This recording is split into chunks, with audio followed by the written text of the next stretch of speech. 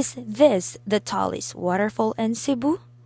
Join me and my friends as we explore Mantayupan Falls, enjoy crispy lechon in Carcar, and chase unforgettable views in Barili. Hi Jomega fam, welcome back to my channel. It's me, Jom, and for today's adventure, we're heading to one of the tallest waterfalls here in Cebu, the beautiful Mantayupan Falls. So for today's, I am with my friends Ritchelle, Sam, and Ella, and we are on the way to the Mantayupan Falls while I'm on the back ride of Sam. So guys, I don't know how to drive a motorbike, so I'm always a back ride with my friends instead. So first and foremost, we stop by here in Carcar to eat some lechon as our lunch. We are here in Carcar because we are going to eat lechon. Look.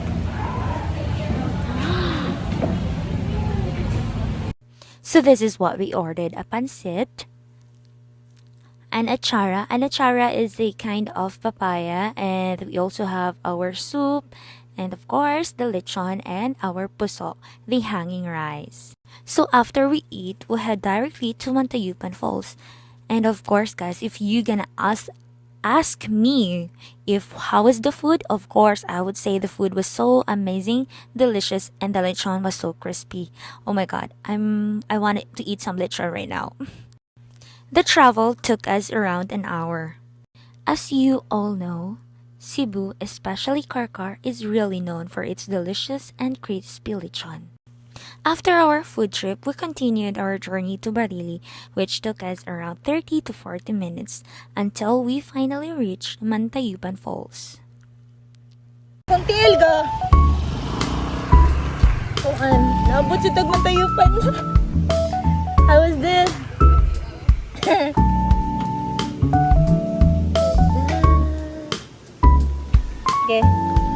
Sayo.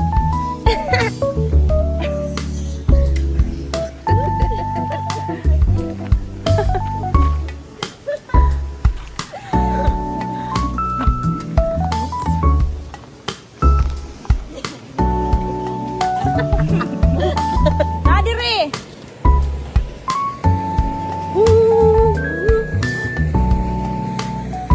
And we are here now. Lakso yung naabot sa. Welcome to Mantayupan Falls. So this is situated in Barili, and that's everything I know. Mag-voice over at kay Kapoy. Ay, nagugat.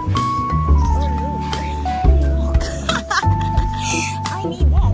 Be. Oh look. I need that. Oh look.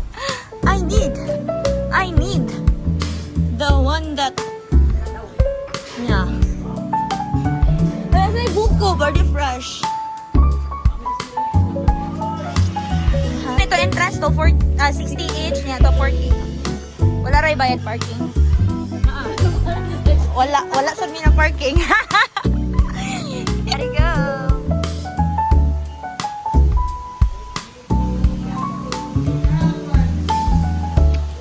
So guys, don't mind the area because as you can see, there are so many some debris or some woods or something like that, but the area is still under constructions due to its damage last typhoon that happened here in Cebu.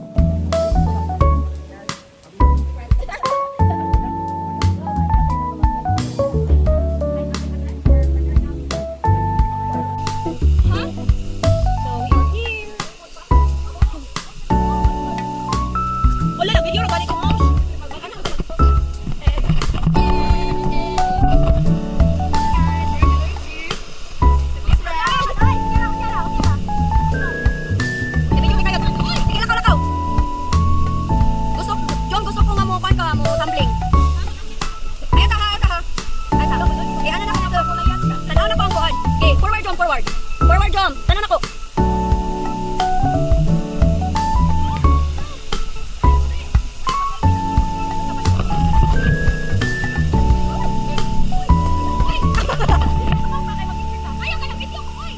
Forward na.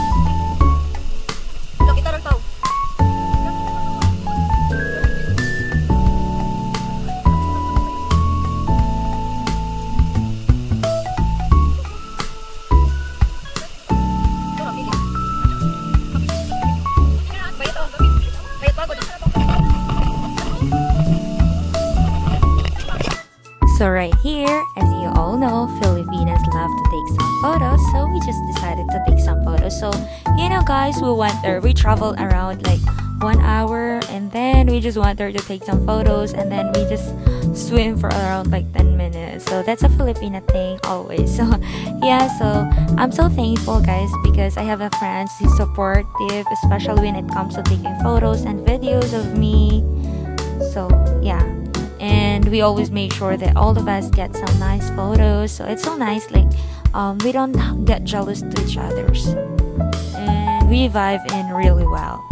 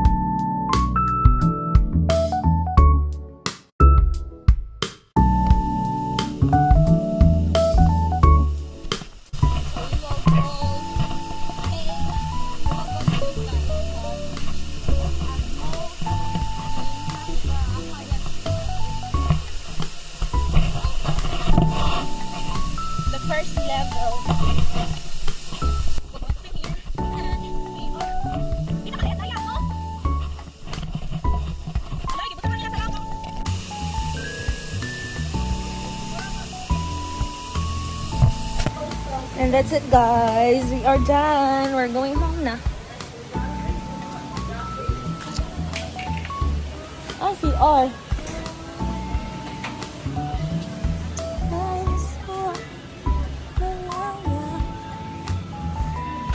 We're go, guys. We're going home. I have to go to the CR first. We're going na, guys. We're done.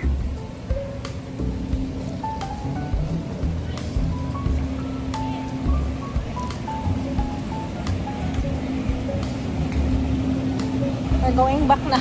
We're going home. Like, we just took a photo and then for 1 hour and then we go swimming for 10 minutes and then we're done. We're going home now.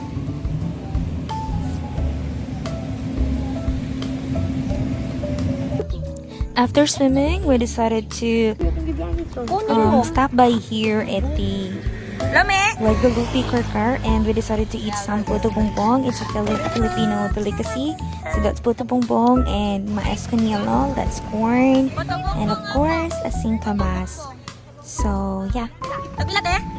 Oh, kana lang.